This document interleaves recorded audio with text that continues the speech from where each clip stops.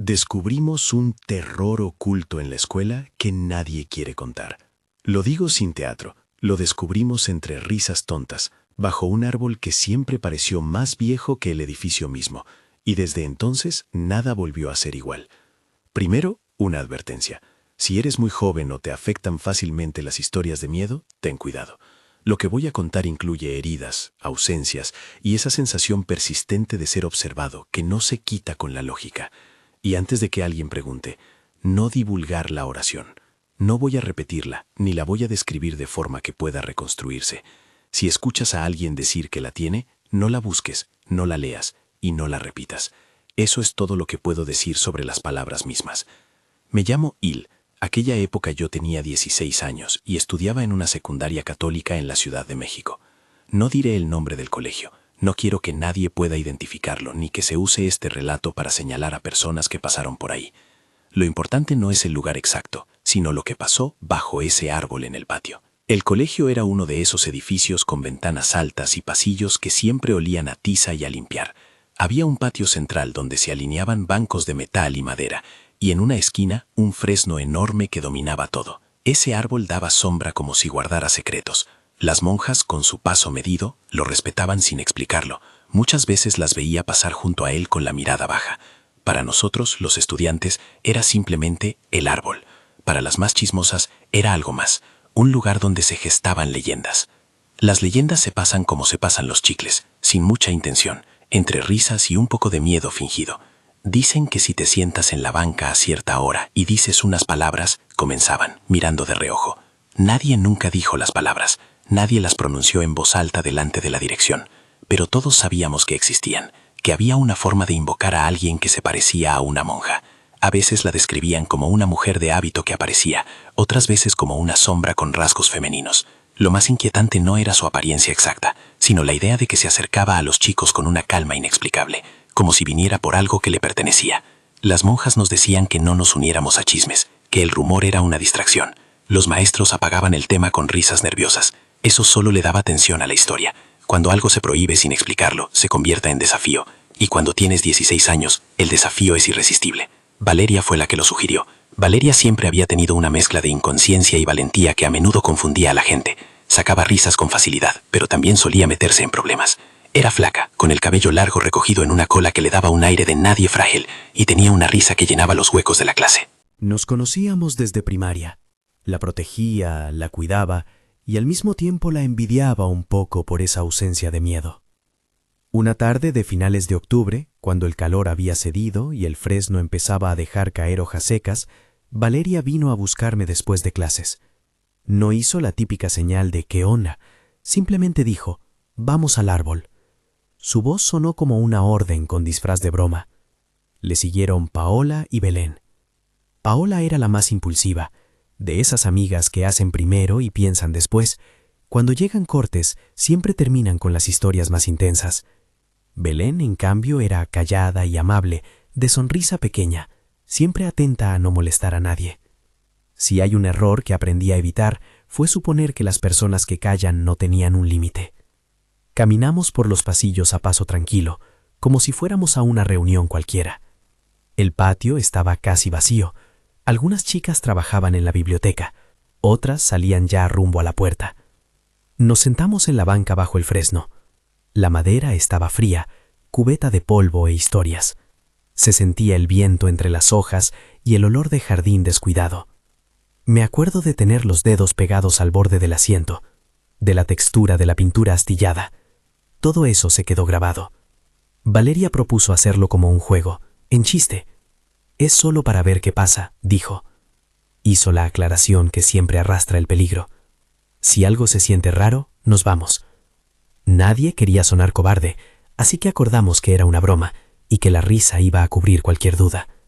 Pero en mi interior había una alarma que parpadeaba. Una cosa en mí susurraba que aquello no era una broma.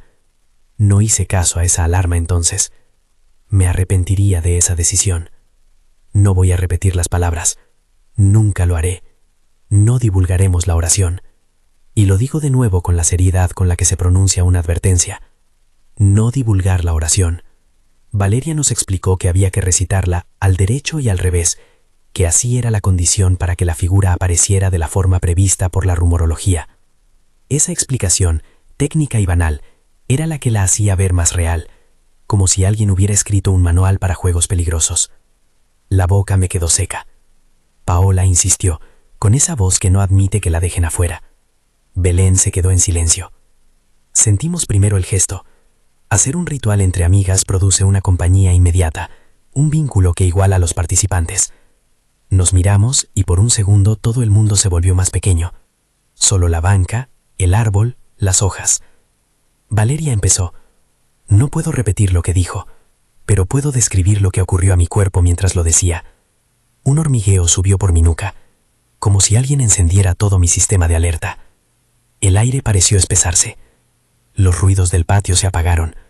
El timbre lejano, unas voces, el metal de una puerta que se cierra. Todo fue quedando detrás, amortiguado, como si estuviéramos dentro de una burbuja. En el instante exacto en que se supone que debía sentirse algo, sentí frío en las manos, un frío seco que no provenía del aire, sino de un lugar más interno. Fue una costura en mi pecho que se apretó.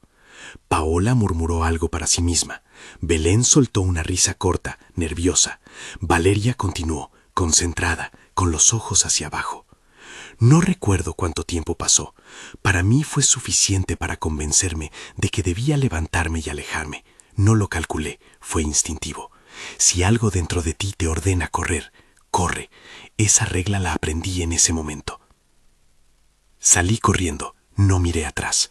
La intención era volver a la seguridad del salón, donde las risas y los apuntes neutralizan las cosas que acechan. Llegué a la escalera, subí 2 tramos y me apoyé contra el barandal, respirando con la convicción de que lo peor había quedado atrás. Desde allí observé de reojo hacia el patio, esperando encontrar a las otras riéndose de la broma, como si todo hubiera sido una puesta en escena. En cambio, vi a Paola salir tambaleante hacia nosotros. Su cara estaba pálida y marcada. Tenía rasguños en los brazos y en el cuello, cortes que no parecían autoinfligidos. Eran líneas que parecían salir de la nada. Se aferró a la puerta como si necesitara sostenerse. Mi corazón se hundió al verla. Nadie dijo nada por un instante. Paola abrió los ojos con la mirada de quien acaba de escapar de algo que no se puede explicar con palabras. Su voz era un hilo. «No me dejen sola», dijo. Su mano temblaba tanto que le resbaló el folder. Las hojas cayeron al piso como si fuera niebla. La vimos. Las monjas acudieron. Hubo llamadas a los padres, un murmullo que subió a los pasillos. Paola fue llevada a un consultorio. Nos pidieron que nos quedáramos en la sala de profesores hasta que nuestros padres llegaran. Las palabras formales de la directora intentaron cubrir el hueco. Accidente, mareo, caída. No querían ni podían decir más, y nosotras, chicas atrapadas entre la culpa y el miedo, no pusimos las palabras correctas sobre la mesa. No tardó en arder el rumor en toda la escuela. Lo de Paola se magnifica con la boca de los que no vieron nada. Rasguños, repetían, como si la hubieran arañado. Algunos afirmaron haber visto una figura cerca del cerco de la cancha. Otros dijeron que eso lo inventaron los alumnos mayores para asustar. Yo no sabía a quién creer, pero conocía la verdad sobre lo que pasó la tarde anterior. Yo había señalado la moneda que tiró a nuestro destino. Había bajado las manos y me había marchado. Me sentía culpable, pero también había algo más, miedo profundo, de que decir el verbo que describiera lo que pasó lo invocara aún más. La doctorante que atendió a Paola dijo que eran rasguños superficiales, que no había una explicación clínica extravagante, que podía ser reacción a una planta, a una rama. Los padres insistieron en llevarla a urgencias para descartar algo más. No me metí en esa conversación. Me cubrí con la excusa de que tenía frío, y me fui al baño a vomitar el contenido de la culpa. En el espejo mi cara era una máscara de lo que había sido. No reconocía mis ojos. Me lavé la cara hasta que el agua se volvió tibia, y no hubo limpieza posible. Esa noche la escuela habló de control, de disciplina, de no contagiar el miedo. Pero los cuchicheos no se convencieron por discursos. Al día siguiente, Belén no apareció en la fila. Dije en voz baja que seguro estaba enferma, que se había quedado en casa por alguna gripe, pero mi voz se quebró. La directora, con su paso medido y su cara de quien siempre sabe más, dijo que se comunicarían con su familia.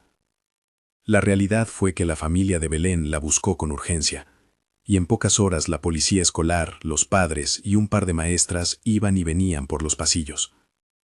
Nadie oficialmente relacionó la ausencia de Belén con la tarde del árbol.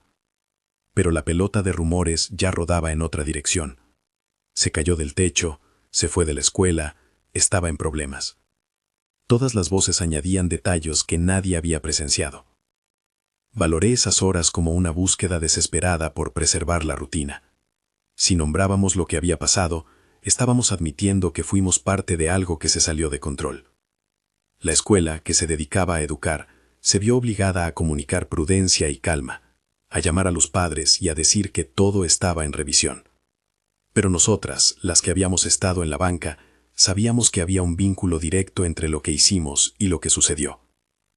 Valeria no habló en público el primer día. Apareció con la mochila ladeada y una mirada distinta, como si alguien hubiera borrado las señales naturales de su rostro para dejarlas en blanco.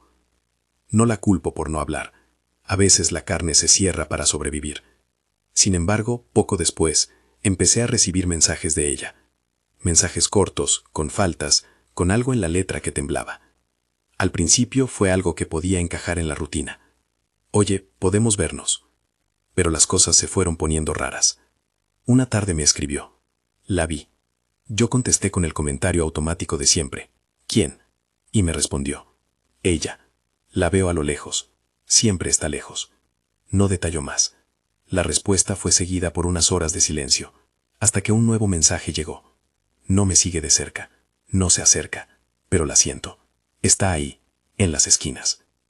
En los días siguientes, Valeria empezó a aparecer y desaparecer de los recintos donde yo la veía. A veces en la salida del metro, otras en la plaza.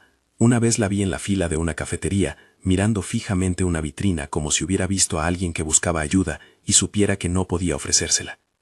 Me contó que la veía siempre a la misma distancia, en un punto intermedio entre la seguridad y el peligro, como si alguien hubiera trazado una circunferencia alrededor de su vida y la figura caminara por el borde. No me toca, me decía, pero está ahí. Sus palabras tenían la lógica de quien quiere probar que todo es racional, pero su voz se quebraba a la mitad. Nos reunimos una vez en casa de Paola, después de que la herida fue curada y la confusión del evento inicial se había asentado. Paola estaba callada, más retraída. El filo de su sonrisa se había borrado. Belén seguía sin aparecer. Fue ahí donde dijimos lo que no habíamos dicho en voz alta, que la monja no solo aparecía en el colegio. La idea era absurda, peligrosa y a la vez tan real que a nadie le gustó admitirla. Valeria dijo que la había visto, sola, en un pasillo de un centro comercial, a cierta distancia, observándola con ojos, si es que eso era ojos, que no parpadeaban. No había señales de acercamiento, ni de amenaza directa, pero la presencia misma se volvió un huésped permanente. No exagero cuando digo que a partir de ese momento empezamos a vivir con un zumbido en la nuca. Eran sensaciones a veces tan sutiles que solo uno lo notaba. Una sombra que coincidía con nuestros pasos, una ventana por la que creías ver una figura que se desvanecía, un reflejo en el vidrio de un transporte público que contenía un contorno que después no estaba. Aprendimos a hablar en frases cortas, a hacer chistes ciegos para disimular. Los padres empezaron a limitar salidas, las monjas reforzaron las normas de disciplina. La escuela organizó reuniones, la directora dijo que había que cuidar la calma, y las redes sociales se encargaron de amplificar y deformar todo. A pesar del rumor creciente, la verdad tangible seguía coincidiendo con las consecuencias. Paola con los rasguños, Belén desaparecida, Valeria con la sensación de ser seguida. Entre nosotros, la culpa se convirtió en un lenguaje que no quería salir de la garganta. Me preguntaba una y otra vez por qué yo había huido. Si hubiera estado allí, si me hubiera quedado sentada, ¿hubiera cambiado algo? Esa pregunta no tiene respuesta, y me carcome desde entonces. Al principio pensé que el miedo nos alejaría, y que todo terminaría con la intervención de adultos que pondrían las cosas en un lugar seguro, en su justo perímetro de lo natural y lo comprensible. Pero lo que vino después no fue controlado ni explicado. Fue un entrelazado de silencios, miradas que se conocían y luego se negaban, y una presencia que, aunque no se manifestara con violencia física directa, dejó su marca en quienes se cruzaron con ella. La escuela intentó poner parches, restringió ciertas áreas del patio en horas que luego llamó de distancia segura, pero los parches no sostienen lo que uno se ha hecho a sí mismo por curiosidad. En una de esas tardes, ya con la escuela desierta y el fresno marcando sombras largas, encontré a Valeria sentada sola en la banca. No había jugado con la idea de reunirme con ella, la encontré por coincidencia. Su mirada estaba fija en la base del árbol, donde la pintura ya se había desgastado. Me senté en silencio, y ella por fin habló. A veces la veo más cerca, dijo sin levantar la voz. Hizo una pausa y agregó, casi indiferente, como si viniera a buscar algo que se dejó aquí. No supimos cómo definir algo. A veces creemos que las historias tienen una lógica. Alguien incumple una regla, algo lo reclama. Otras veces no hay lógica, solo consecuencias que se despliegan. Fue en esa banca cuando me confesó algo que me heló. Había intentado repetir parte de lo que escuchó meses antes, no completa, solo como comprobación, y no pasó nada visible. Pero la sensación de ser seguida se intensificó. Me contó que dejó de mirar de frente a ciertos lugares y que ahora evitaba espejos grandes en los baños de centros comerciales.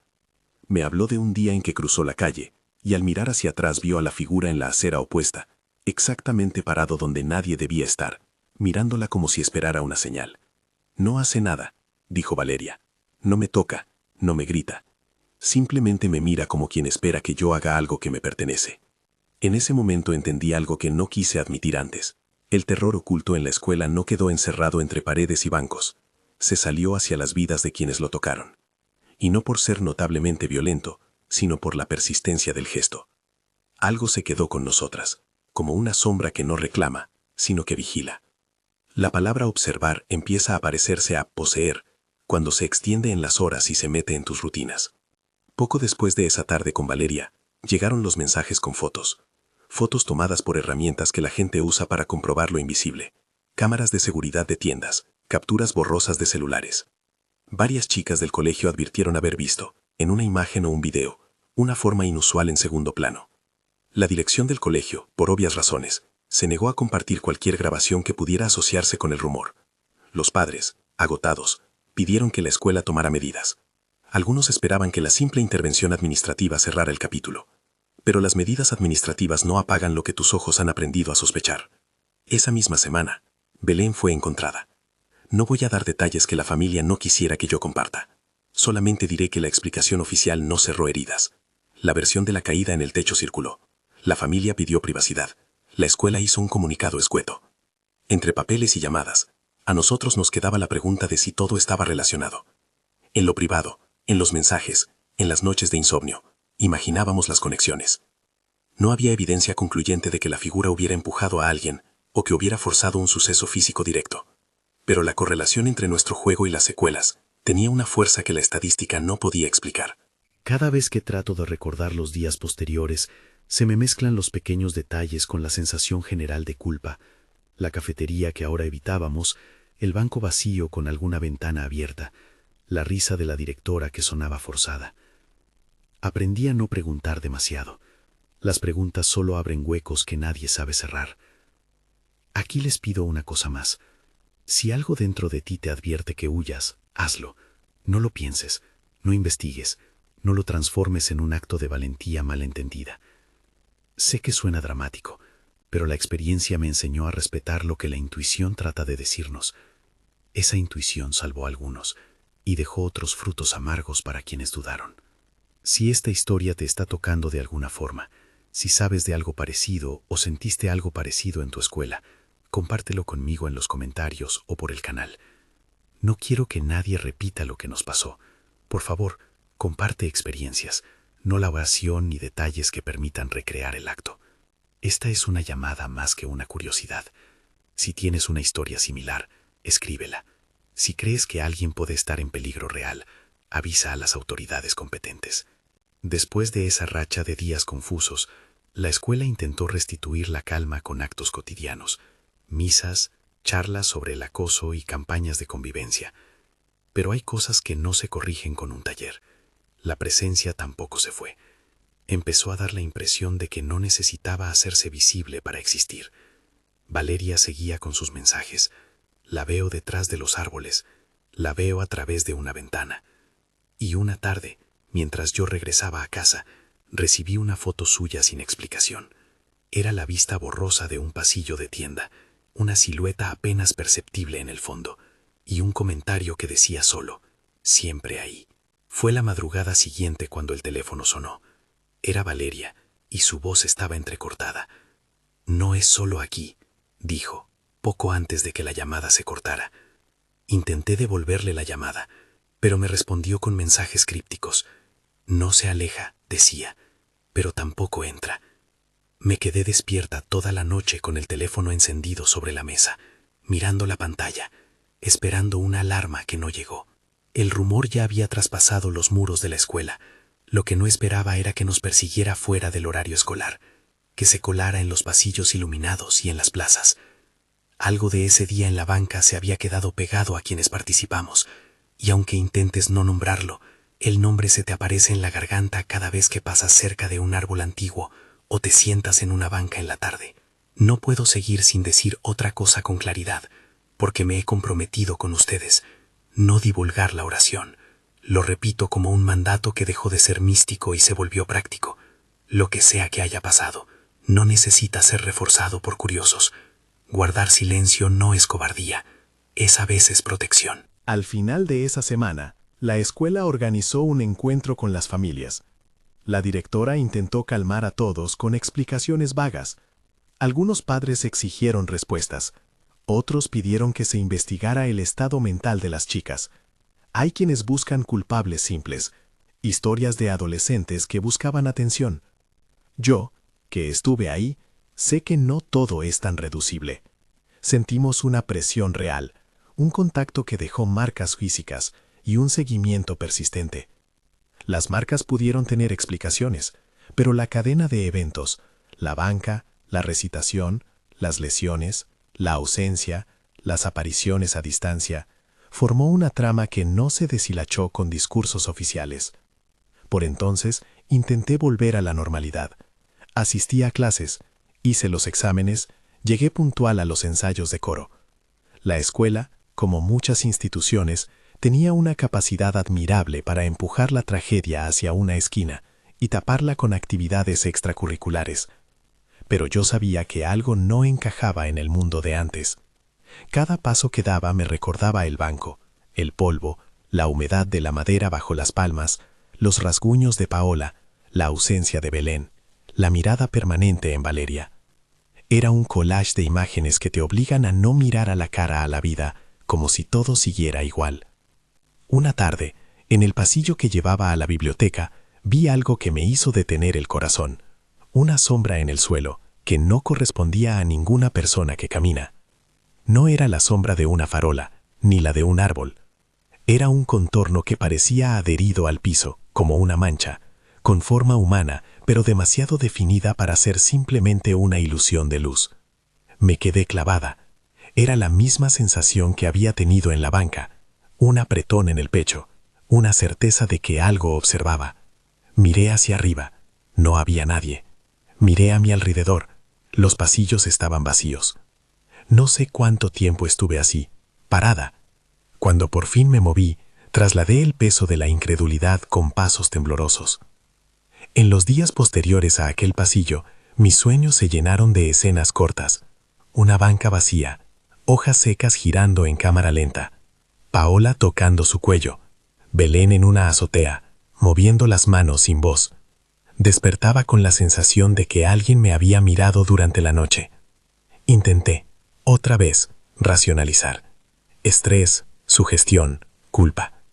Pero la lógica no alcanza para apaciguar la percepción de que algo ha cambiado tu ecosistema emocional para siempre. Precisamente esa sensación de desgaste fue lo que nos llevó a tomar decisiones que nunca imaginamos. Nos reunimos en secreto una noche en la casa de Paola. Teníamos la intención de hablar, de poner en palabras lo que apenas sabíamos. Queríamos entender si éramos víctimas de una broma que se salió de control o si realmente habíamos cruzado una frontera. Valeria parecía una sombra. Belén no vino. Paola estaba callada. Y yo no podía dejar de pensar en la última vez que la vi sonreír con toda la despreocupación del mundo. Hablamos en voz baja, con la certeza de que decir algo en alto podría abrir una puerta que fuera difícil de cerrar. Valeria propuso ir a la banca otra vez para cerrar el ciclo. Yo la miré y por primera vez sentí miedo de su convencimiento. Paola no dijo nada. Su silencio pesaba. En ese momento entendí algo esencial. La curiosidad puede solidificarse en una decisión que luego es imposible de deshacer. Y nosotros habíamos tomado esa curva sin frenos. Así termina esta parte de mi relato. No es un cierre. Es más bien una pausa para que entiendan que lo que empezó como una broma escolar escaló a algo que marcó a varias vidas. Queda pendiente lo que pasó después con Valeria, con Paola y con Belén. Quedan los mensajes que cortaron las noches y las presencias a distancia que no se explican fácilmente.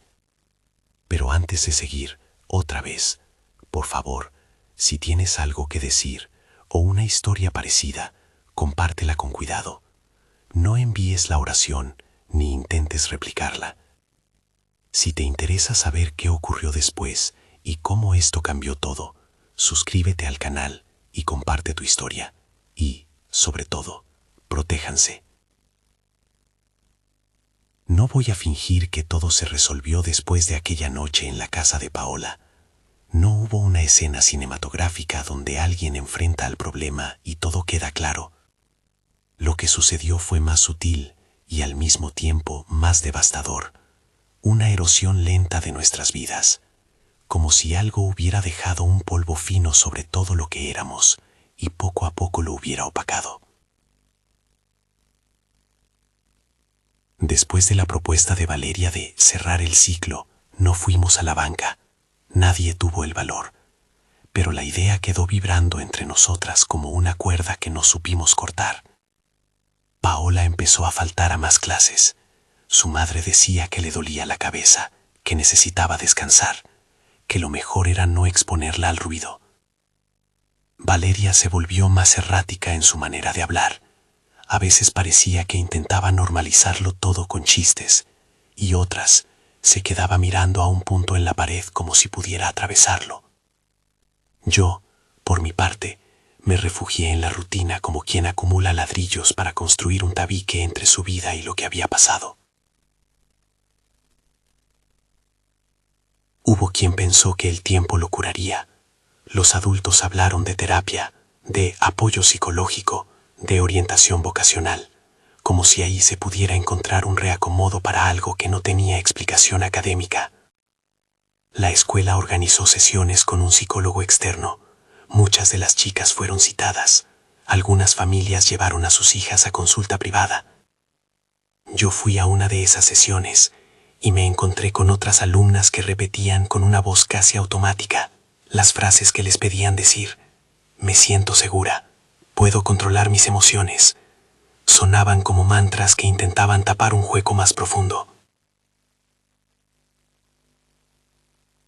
La prensa local apenas rozó la historia como quien pasa la mano por la superficie de un vaso empañado.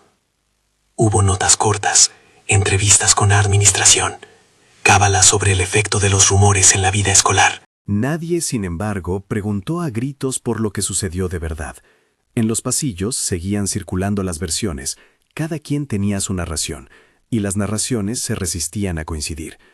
Para nosotras, las que habíamos estado en la banca, la verdad era menos hablable y más pesada.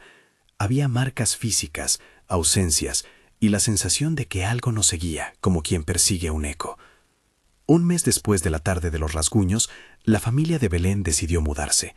Lo entendí como una pantalla. A veces un cambio de escenario intenta tapar lo que no se puede nombrar. Escuché que la madre dijo que era por el trabajo del padre, por una mejor oportunidad. No sabía si la mudanza paliaría el silencio que dejó la ausencia de Belén. En el grupo de la escuela, hubo quien dijo con voz baja que la había visto en fotos, en una ventana de algún edificio, con los ojos vueltos a lo lejos. Otros dijeron que no, que nadie la volvió a ver. Yo no quería saber el final concreto. La incertidumbre, en su extraña manera, protegía un poco más que la certeza amarga.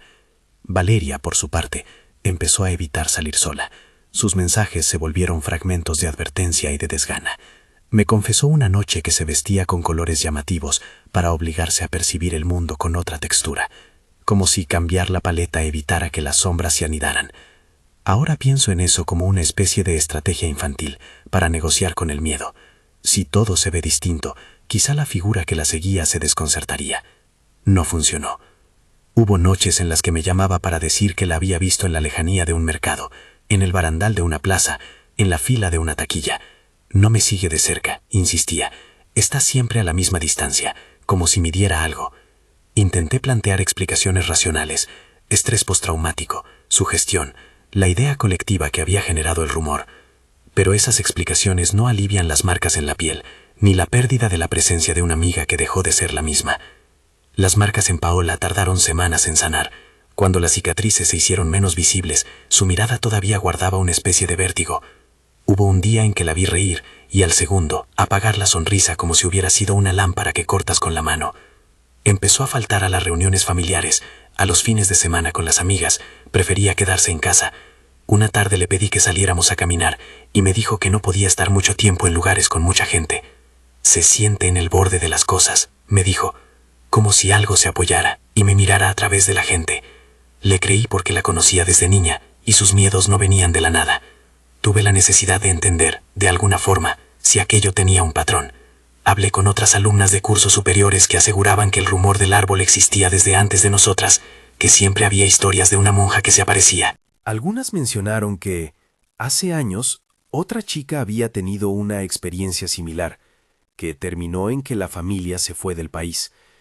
Estas historias recicladas me dieron la sensación de que aquello era un pensamiento que se alimentaba de sí mismo, un meme oscuro que, al pasar de generación en generación, mutaba hasta hacerse real para quien lo vivía.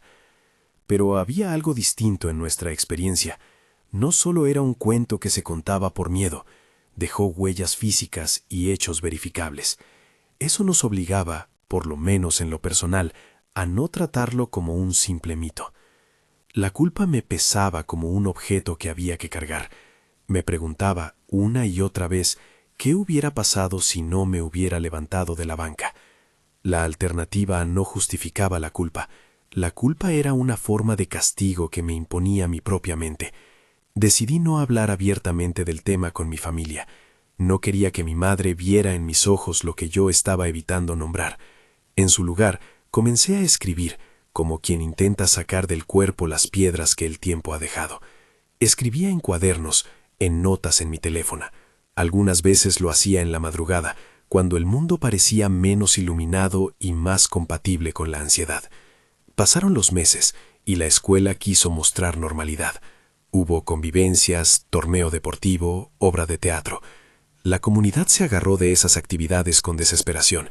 Era más fácil hacer una obra de teatro que enfrentar el abismo que nos había tocado. Yo actué en una obra, aprendí líneas y fingí risas. Sentía que las tablas eran una tapa que no cerraba con hermeticidad. Por debajo algo seguía moviéndose. Hubo un evento que aceleró las cosas. Una tarde, mientras los cursos estaban ensayando un himno para una misa, el director recibió un sobre anónimo. Era una fotografía, tomada con un celular. En ella, a distancia, se veía a un grupo de chicas en el patio y en un segundo plano, una forma alta y oscura junto al fresno. La foto era borrosa, podía interpretarse como un árbol más, una sombra proyectada por un poste, pero la directora la mostró con expresión grave. Algunas madres juraron que era montaje, otras pidieron que se hiciera una auditoría.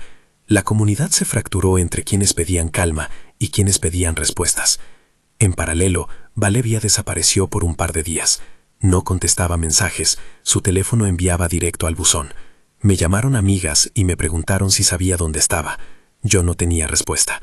Cuando reapareció, dijo que había estado con su tía. No dijimos nada más, pero algo había cambiado en su manera de caminar. La salida de su casa era más mi vida, como si midiera cada paso por si la figura que la seguía decidiera acercarse.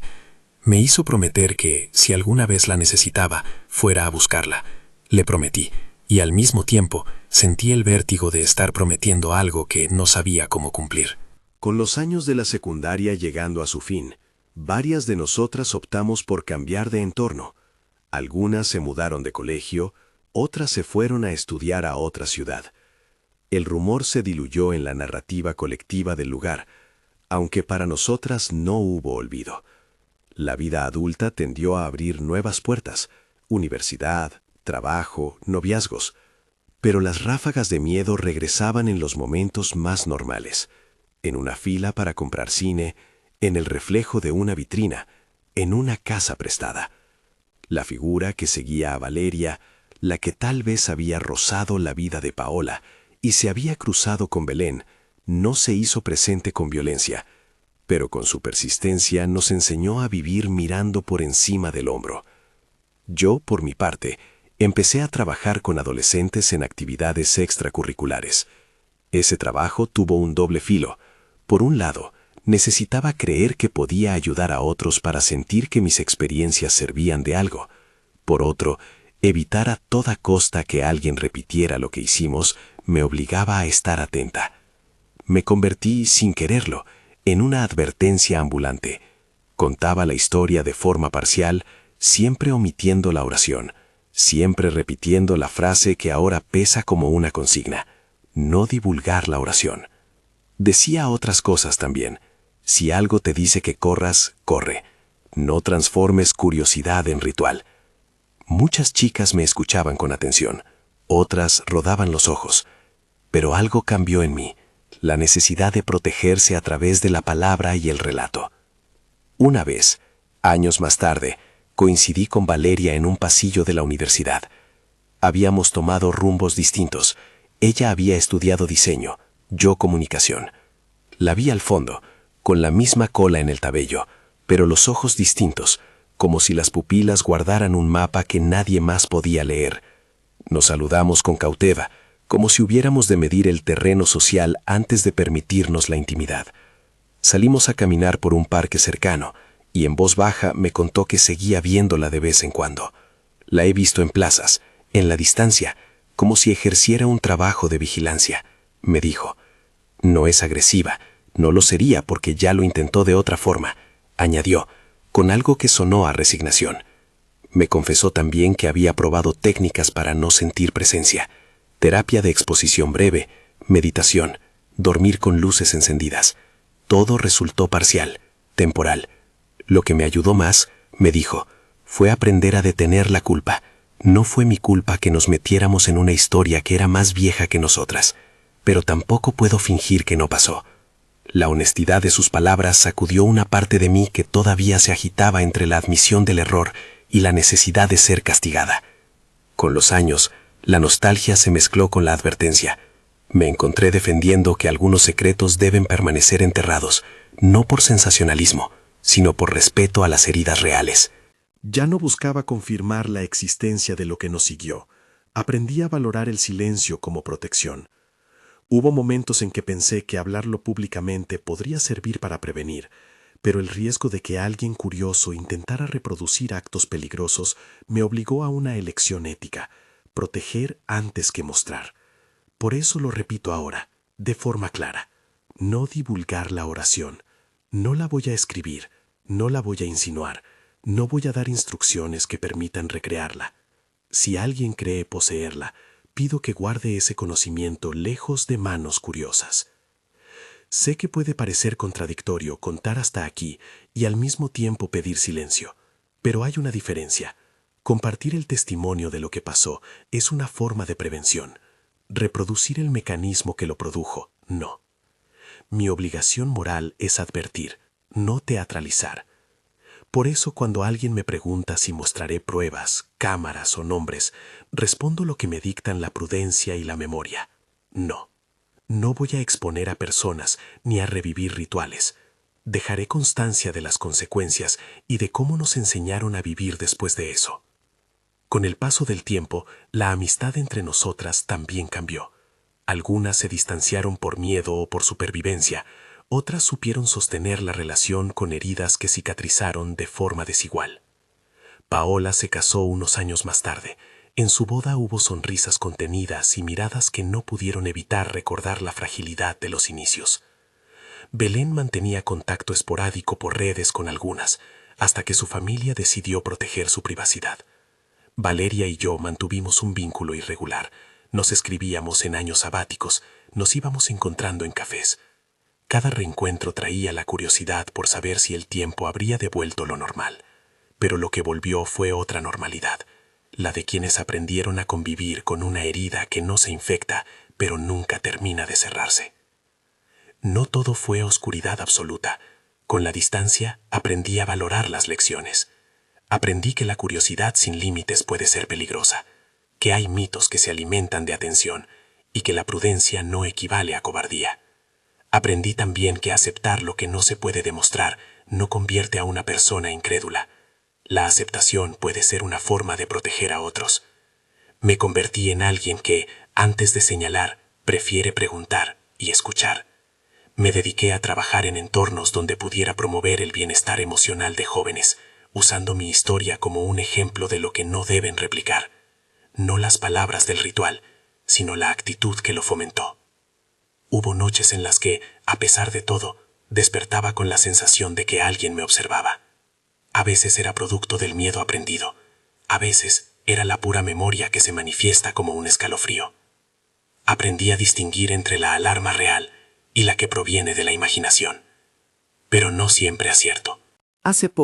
Hace unos meses estaba en una sala de espera cuando miré hacia la ventana y atrapé una sombra que no debería haber estado. Me invadió la sensación primero, ese apretón en el pecho, la urgencia de huir. Respiré, cerré los ojos y conté hasta 10. Era la lógica la que me devolvió al presente, una rama movida por el viento, el reflejo de una gente que iba y venía. Sin embargo, la reacción de mi cuerpo dejó claro que ciertas marcas no se borran con tiempo. Lo que sí pude hacer, con el dolor convertido en cuidado, fue hablar con jóvenes y pedirles que escuchen su intuición. Hoy, si alguien me pregunta cómo saber si algo es peligro, respondo con algo muy sencillo y directo. Si algo te dice que corras, corre. No lo conviertas en una historia de valentía. La valentía no consiste en permanecer donde algo te amenaza, sino en respetar la señal que te ofrece la vida para protegerte. Si la intuición te empuja a alejarte, aléjate. No te quedes a comprobar si se trata de una ilusión. No te expongas por el afán de demostrarle a nadie que puedes con todo. Antes de cerrar, quiero decir algo sobre la culpa, porque sé que algunos de ustedes podrían cargar con ella por cosas que pasaron en su adolescencia. La culpa es una compañera que no siempre procura bien. Nos mantiene en alerta, sí, pero también puede paralizarnos. Si estás cargando una culpa similar a la mía, busca ayuda. Habla con alguien de confianza. No te encierren en la soledad. Compartir no es revivir para alimentar el peligro. Compartir es recibir cuidado y perspectiva. Esta historia que les cuento no pretende resolver lo irresoluble. No quiero que la tomen como una afirmación de lo sobrenatural, ni como una prueba física irrefutable. Es mi testimonio. Es la manera en la que hago justicia a lo que vivimos. Contarlo para que otros no lo repitan. Por favor, entiendan. No divulgar la oración. No la repetiré jamás. Y les pido a ustedes con toda seriedad que no la busquen. Que no la compartan si la escuchan. Que no la usen como anécdota en redes. La curiosidad puede costar caro. Sé que este tipo de relatos despierta la tentación de investigar por cuenta propia. Les suplico que no lo hagan. Si conocen un lugar con la reputación de algo parecido, no vayan en plan aventurero. Si oyen a alguien decir que tiene esa oración, no la pidan. No se transformen en protagonistas de un experimento que puede dejar secuelas reales. Si llegaste hasta aquí y sientes que esta historia te afectó, por favor, comparte en los comentarios experiencias respetuosas, historias que ayuden a prevenir o reflexiones que promuevan la prudencia. No envíes ni fotografíes ni reproduzcas la oración en mensajes. Si crees que alguien está en peligro por intentar repetir algo así, busca ayuda profesional o contacta a las autoridades competentes. No puedo repetirlo lo suficiente. No divulgar la oración. Si esta palabra o la advertencia te resuena, te invito a seguir el canal para que en restricciones similares podamos crear un espacio que proteja y no atraiga. Comparte este video con alguien que pueda necesitar leer esta advertencia, pero hazlo con responsabilidad. Comparte la experiencia, no el mecanismo. Cuidémonos entre todos. Gracias por escuchar mi testimonio. No lo cuento para asustar por puro gusto. Lo cuento porque descubrimos, en un lugar que debió ser seguro, un terror oculto que nadie quería contar. Y mi obligación ahora es gritar, con la calma de quien sabe que gritar no siempre cura, que la prudencia puede salvar vidas. No divulgar la oración. Si algo te dice que corras, corre. Protege tu curiosidad con cautela.